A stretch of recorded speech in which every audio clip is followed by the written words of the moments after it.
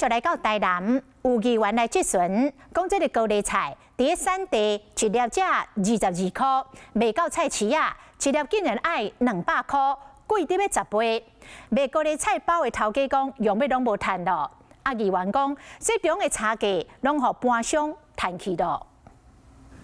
Q 底底包皮内底包真济高丽菜啊，互人挡袂牢，想要食一喙。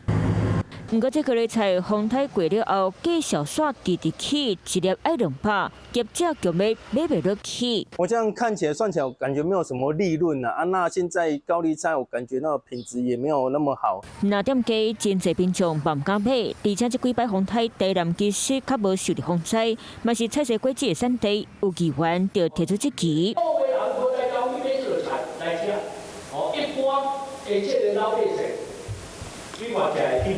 咱实际来到台南菜市啊，打回卖大部分是高山的高丽菜，一斤70到100。200，这样啊，你说都200块。本地台后个月期唔较有出本地，有的是进口的，甲关山的尔。地到高丽菜产地，菜农讲一份地才会当收2800粒，平均一粒高丽菜20几块，想到市场煞还几纳倍。啊，伫中华商遐的菜就拢贵啊，听到风台，我菜就拢起咗3成。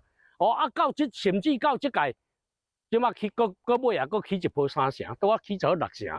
高丽菜继续飙升，差不多叫中盘商赚起。即马台南市长黄伟提嘛讲，会向中央建议提出管制菜价配套措施。Hello， 我是林明瑞。想要抢先掌握最及时的新闻资讯吗？赶快订阅、按赞、开启小铃铛，锁定我们华视新闻的 YouTube 频道。